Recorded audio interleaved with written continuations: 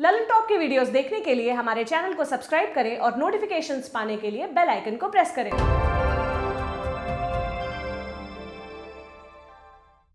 नमस्ते और स्वागत। द ललन टॉप देख रहे हैं आप। मेरा नाम है अभिषेक।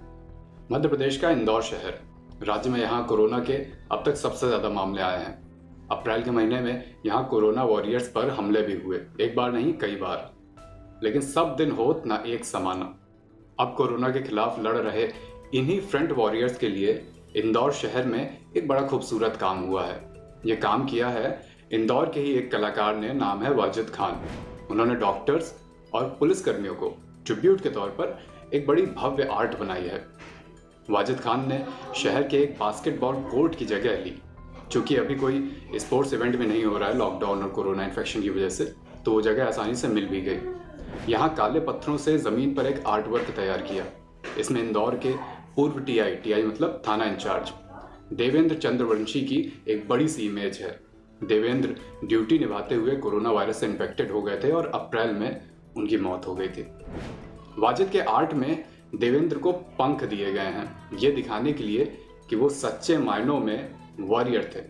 इसके नीचे 3 अलग अलग भाषाओं में कोविड वॉरियर्स का शुक्रिया अदा कराया गया है, इंग्लिश में, हिंदी में और उर्दू में। और फिर उसके नीचे बना है डॉक्टर बिरादरी का एक सिंबॉलिक लोगो। वाजिद ने द ललन टॉप को बताया कि मैंने ये पोर्ट्रेट बनाना तो पहले ही शुरू कर दिया था, लॉकडाउन के भी पहले। तब इंदौर वाली घटना भी नहीं हुई थी, जाहिर सी बात है। पहले प्लान कुछ अलग था। मैंने दुनिया के तमाम देशों से पुलिस और डॉक्टर्स के लिए मैसेज मंगवाए थे। तमाम मैसेज आए भी।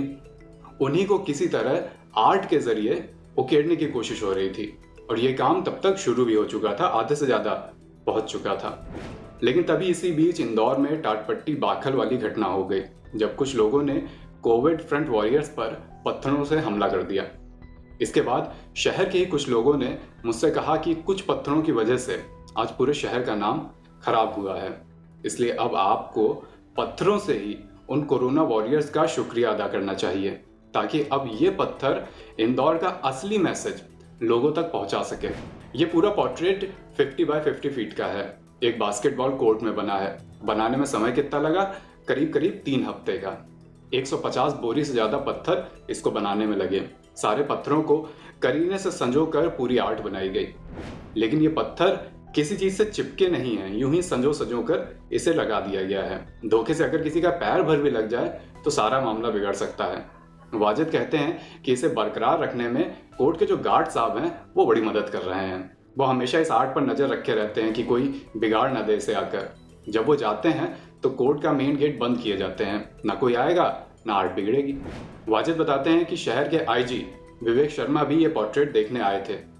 इसकी खास बात यह है कि जब आप वहीं जमीन पर खड़े होकर इसको देखते हैं तो कोई खास आकृति समझ आती नहीं है। जैसे जैसे ऊंचाई पर जाते जाएंगे वैसे वैसे ये और बेहतर और खूबसूरत दिखने लगता है। आईजी शर्मा को भी जब वो वहीं पास से खड़े देख रहे थे तो ज्यादा कुछ समझ नहीं आ रहा था।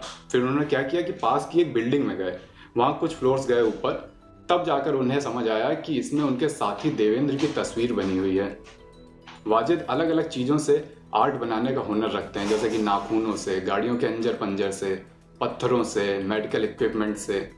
कुछ समय पहले उन्होंने बुलेट्स से महात्मा गांधी का आर्ट बनाया था।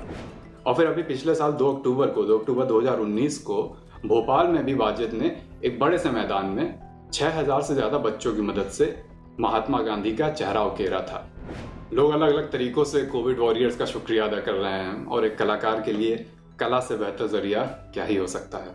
और भी खबरें लगातार आप तक पहुंचाते रहेंगे, अपडेट्स और रोचक जानकारियां भी। द ललन टॉप के साथ जुड़े रहिए यूट्यूब चैनल, फेसबुक पेज और गूगल प्ले स्टोर पर हमारे ऐप के माध्यम से। शुक्रिया।